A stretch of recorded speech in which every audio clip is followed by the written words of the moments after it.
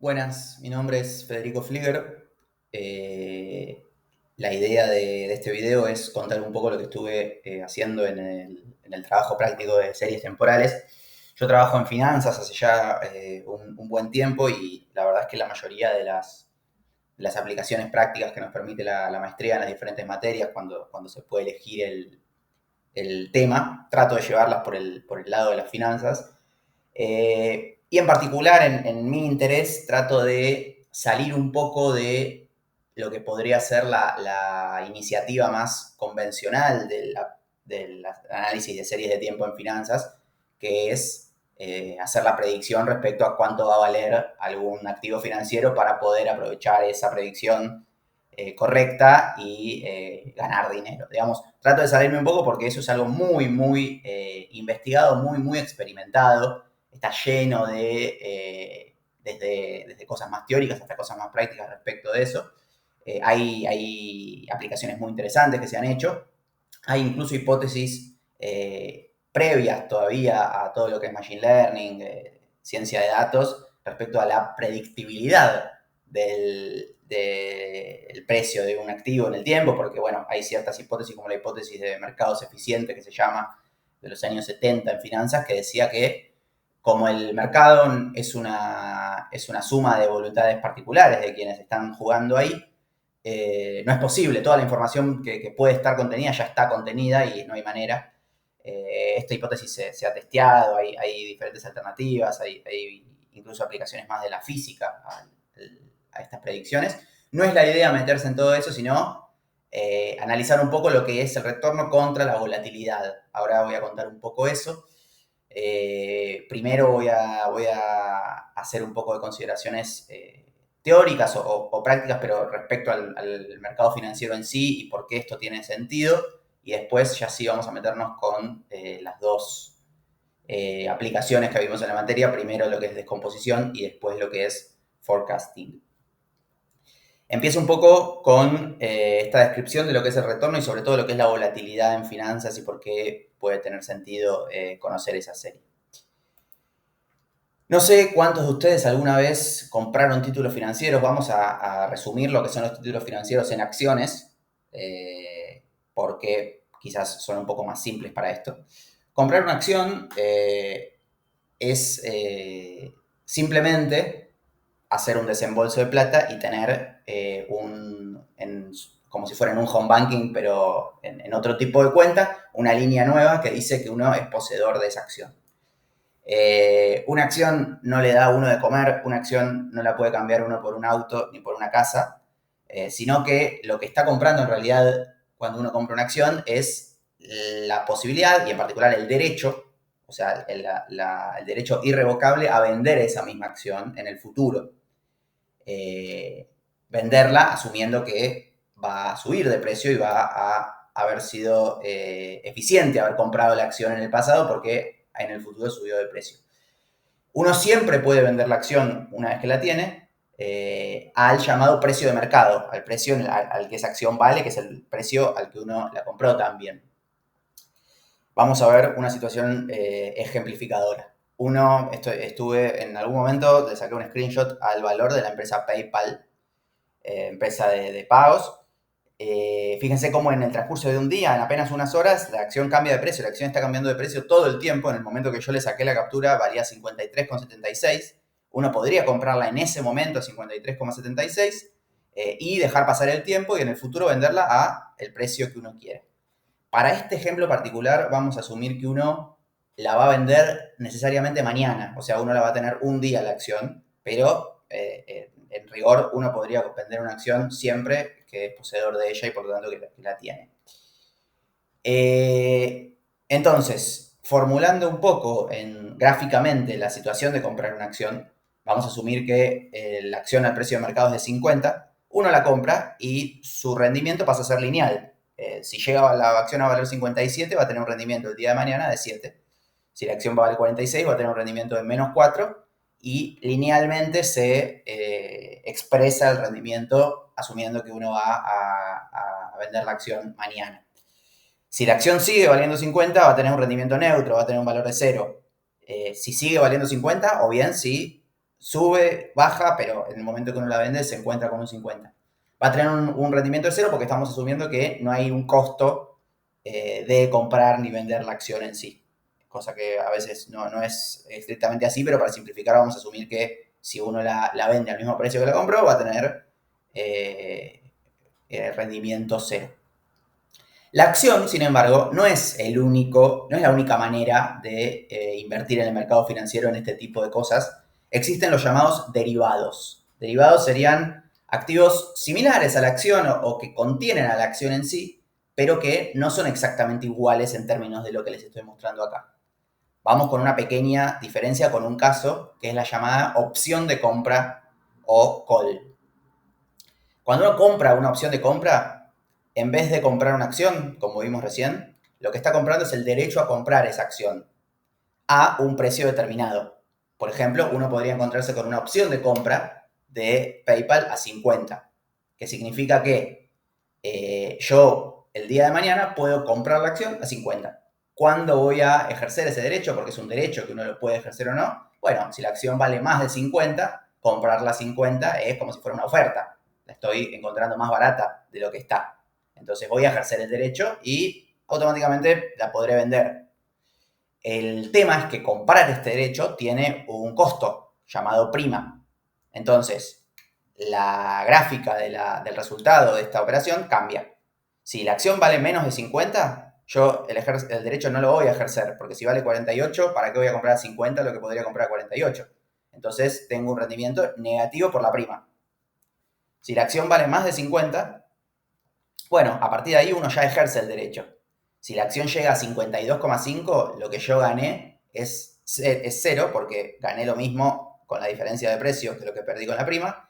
Y a partir de 52,5 para arriba, uno pasa a tener un rendimiento positivo en total, digamos.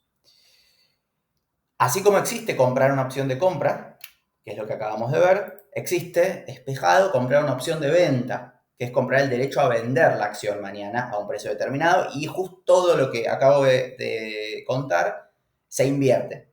El derecho se va a ejercer cuando la acción valga menos, porque me sirve a mí vender a 50 algo que puedo comprar a 48. Lo compro a 48, lo vendo a 50 y me hice una diferencia. De nuevo, esa diferencia tiene que ser mayor a la prima porque al comprar un derecho, uno está asumiendo un costo. Y a partir de, en este caso, 2,5, todos estos números son hipotéticos, a partir de los 2,5, pero negativos, o sea, hacia abajo, uno pasa a tener un rendimiento positivo en total. ¿Para qué cuento todo esto? Disculpen si es confuso, porque, y lo voy a poner todavía un poquito más confuso incluso, esto que les estoy mostrando no es más que la suma de las dos operaciones juntas. Fíjense que hay un único punto, que es que si la acción sigue valiendo 50, que yo tengo el costo de las dos primas, no ejerzo ninguna de las dos derechos y pierdo la suma de las dos primas, que es 5. En cambio, se van formando como dos diagonales, se va formando una B corta, que me hace que cuanto más el precio varíe, sea positivo o sea negativo, yo necesito recuperar obviamente el costo de las dos primas, y a partir de que la acción varió los $5 o pesos necesarios para pagar las dos primas, bueno, sea por la positiva o sea por la negativa, yo voy a tener una ganancia. Esta situación ya sí nos acerca a lo que quería contarles. Fíjense que en este caso, uno, a diferencia de la predicción original de comprar una acción para venderla mañana, que uno tenía un rendimiento lineal respecto del aumento del valor, cuanto más suba más gano, cuanto más baja más pierdo. En este caso, de la estrategia que se llama straddle, la cosa cambia. Uno va a tener una ganancia si la acción sube mucho, pero también si baja mucho. O sea, lo que a uno está apostando es que la acción suba o baje mucho. Este punto es importante y permítanme resumir un poco lo visto hasta acá, que es la diferencia entre comprar una acción, lo primero que vimos, y esta estrategia straddle. Bueno, comprar una acción es una apuesta a la suba del precio de la acción. Tiene una ganancia máxima que es infinita, porque la acción puede subir infinitamente, y una pérdida máxima del 100% de lo invertido si es que la acción pasa a valer cero. Entonces, quien quiera tratar de anticiparse a un movimiento de esto, debería ser una predicción de la variación del precio. O sea, debería ser una predicción del retorno de la acción. Por ejemplo, si yo tengo de un día para el otro que la acción subió 1%, uno debería poner un montón de variables explicativas o analizar esa curva, si lo quiere hacer más por el lado del forecasting, analizar la curva de los retornos y poder anticipar esa variación del precio. ¿Qué sería una buena predicción? Bueno, identificar cuánto va a subir cada acción y entre todas las acciones disponibles saber cuál es la acción que más va a subir y comprar esa acción. Es un enfoque comparativo. En lo que vimos de la estrategia straddle, la cosa cambia, porque hacer una estrategia de este tipo, existe la estrategia completamente invertida, que es como una B corta al revés, pero vamos a suponer de este tipo. Estamos haciendo una apuesta a una suba o baja importante del precio de la acción. Lo que estamos apostando es una alta volatilidad. Vamos a ganar si la acción baja mucho o sube mucho. La ganancia máxima es infinita, la pérdida máxima se acota, ya no va a ser infinita porque si uno paga las dos primas, no puede perder más que eso es algo útil en términos de riesgo muchas veces. Y a lo que nos aboca a nosotros un poco, lo que vamos a tratar de hacer, si uno quiere predecir, no es predecir el retorno, no es predecir la variación del precio de un día para el otro, sino qué tan grande fue la variación. O dicho de otra manera, la variación en valor absoluto, para simplificarlo. Lo mismo que predecíamos para el retorno, que es la evolución del precio de mañana con respecto al de hoy, o el de hoy con respecto al de ayer, ahora pasa a ser en valor absoluto. No me importa si la acción varió 20% positivo o 20% negativo. En un caso de este tipo, uno podría tener ganancia en ambas situaciones. La diferencia en términos de la predicción es que ya se sabe que hay ciertas acciones que son más volátiles que otras, por lo tanto el objetivo no es elegir la más volátil, porque esas son cosas que son sabidas ex ante, sino identificar cuánto va a variar en absoluto cada una de las acciones para poder evaluar cada alternativa que hay de straddle. Acá no quiero detenerme mucho porque es algo más técnico, pero el concepto es, en un caso lo que uno quiere es analizar la serie de los retornos, que es una serie que puede ser positiva o negativa, y en otro caso, lo que uno quiere es analizar la serie de los retornos, pero en valor absoluto. Es una serie que siempre va a ser positiva. Hasta acá, disculpen si fui muy rápido, muy complicado con la parte más técnica. Los conceptos financieros y esta cuestión de la volatilidad y o el retorno. Lo que vamos a hacer de acá en adelante es comparar un poco las series de retornos y las series de volatilidades para tratar de analizar qué las diferencia. Vamos a empezar entonces con la descomposición y la modelización del retorno y de la volatilidad.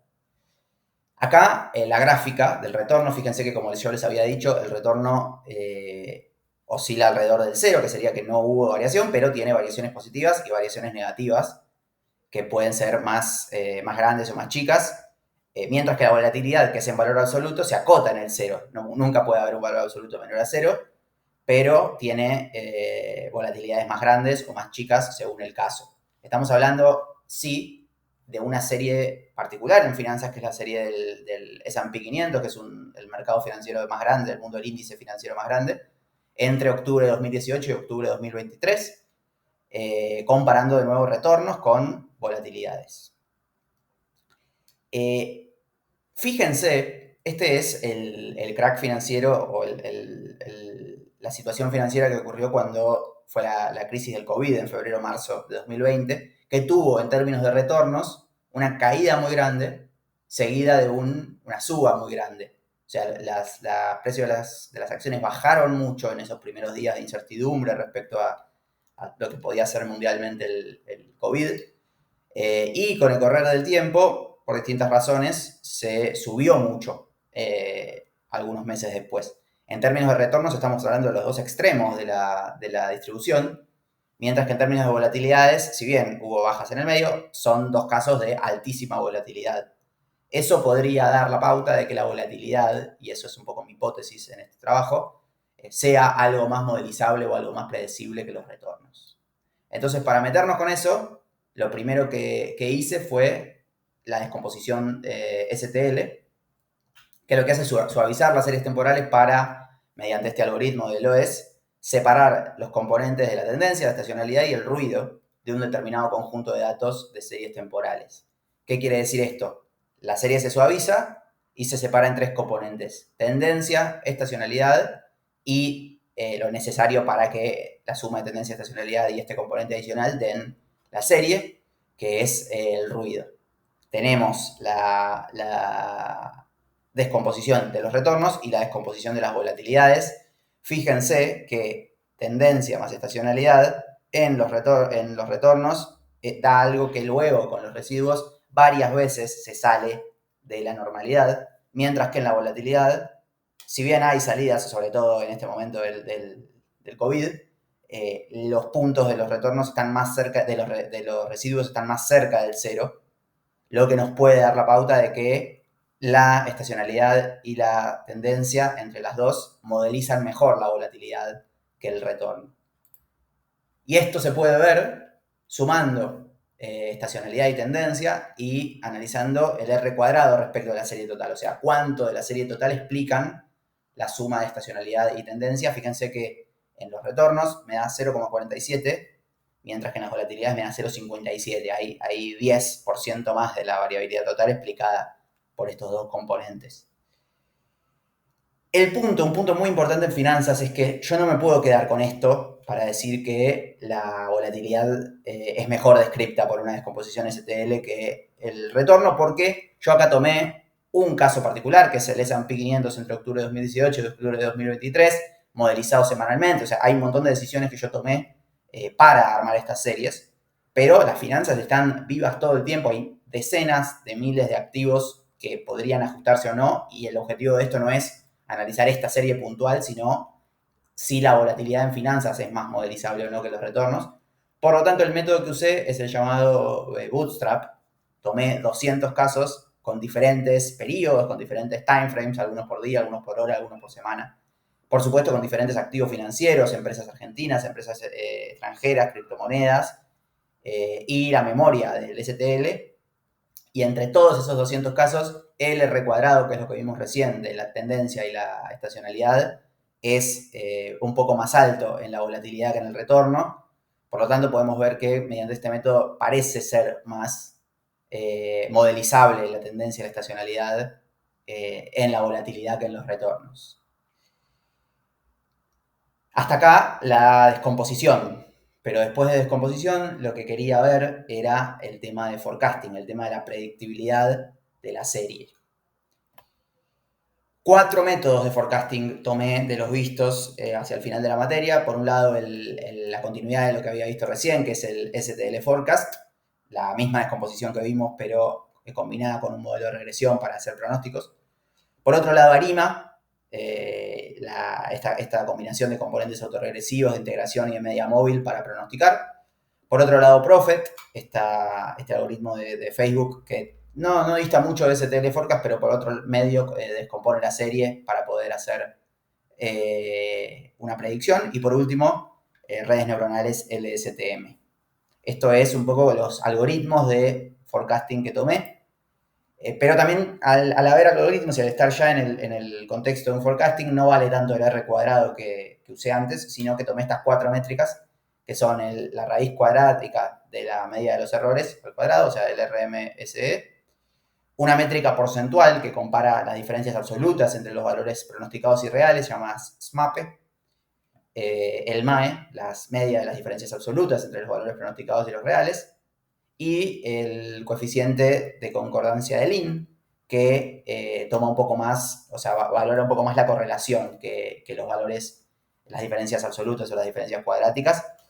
RMS, SMAPE y MAE me ajustan mejor, o sea, hemos hecho una predicción mejor si tenemos un valor más bajo, mientras que este coeficiente de concordancia de Lin ajusta mejor si tenemos un valor más alto. Entonces, predicción de retornos versus predicción de volatilidades. Acá la línea azul son los retornos reales. Acá ya separé la serie y estamos hablando simplemente del periodo fuera del entrenamiento de la serie. La línea azul son los retornos reales, la línea azul son las volatilidades reales y los diferentes algoritmos. En naranja el STL, en verde el ARIMA, en rojo el Prophet y en violeta el LSTM. Tanto el ARIMA como el LSTM no se llegan a ajustar del todo bien, son una línea más bien constante. El STL Forecast en los dos casos, exagera un poco las series. Y el Prophet, lo que veo es que acompaña bastante bien el comportamiento de la volatilidad y los retornos reales, pero al analizar las métricas, el Prophet de la volatilidad es un poco más bajo en las métricas que tienen que ser bajas, es 0,01 versus 0,02, y en el coeficiente de Lean, que analiza la correlación, tenemos 0,21 en la volatilidad contra 0,17 en los retornos. Por lo tanto, el Prophet es el mejor ajuste de los que pude ver. Representa mejor las dos series que los otros algoritmos, pero veo que lo hace un poco relativamente mejor con la volatilidad que con los retornos. Y al igual que había contado con la descomposición, de lo que se trata acá no es de hacer la mejor predicción posible de esa serie del S&P que les mostré recién, sino generalizar, sino tratar de analizar cómo funcionan los diferentes algoritmos, las diferentes métricas en el análisis financiero en general. Por lo tanto, esto es una generalización de Bootstrap de 200 casos, pero ya hablando no solamente de diferentes timeframes, diferentes periodos, diferentes activos financieros, sino de diferentes parámetros de todos los algoritmos, las ventanas del LSTM, los componentes de la ARIMA, fueron también bootstrapeados. Sé que hay maneras por ahí de determinarlos mejor. La idea de esto no era profundizar en cada uno, sino comparar en general la predictibilidad de retornos y la de volatilidades. Y fíjense que las métricas que buscamos que sean bajas, que son el RMSE, el MAE y el SMAPE, en la predicción roja, que es la predicción de la volatilidad, tienden a ser generalmente un poco más bajas. Es decir, más allá de la optimización de los algoritmos, que no entro acá, y de la especificación de los activos, los periodos, etc., se predice mejor, se ajustan mejor en el periodo de testeo las predicciones de la volatilidad que las de el retorno. La métrica del coeficiente de Lean no da tanto eso, se ve que la correlación no es tan grande, pero bueno, me quedo con el lado de las métricas de error, que tienden a ser un poco más bajas. Y en el caso de Prophet se ve que la baja es todavía más grande, o sea, la volatilidad parece ser modelizada bastante mejor en Prophet que en el resto de los algoritmos con respecto al retorno. Hasta acá un poco el trabajo, y la idea era cerrar con algunas conclusiones. En primer lugar, la alternativa de interpretar las series de volatilidades, que era lo primero que veíamos, es menos explorada, pero puede ser potencialmente, por medio de estas estrategias de tipo straddle, puede ser tan rentable como la de conocer y predecir las series de retornos.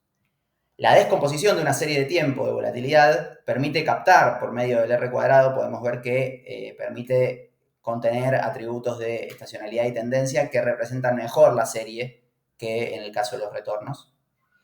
Y esta es una conclusión un poco a priori, pero veo que se vio bastante bien. En múltiples escenarios, generalizando y asumiendo diferentes algoritmos, diferentes activos financieros, diferentes timeframes, diferentes parámetros en muchos tipos, la serie de volatilidad parece más predecible que la de retornos, destacándose, por supuesto, Prophet como algoritmo para explorar.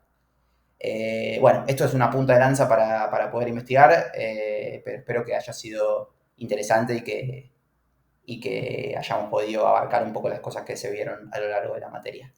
Muchas gracias.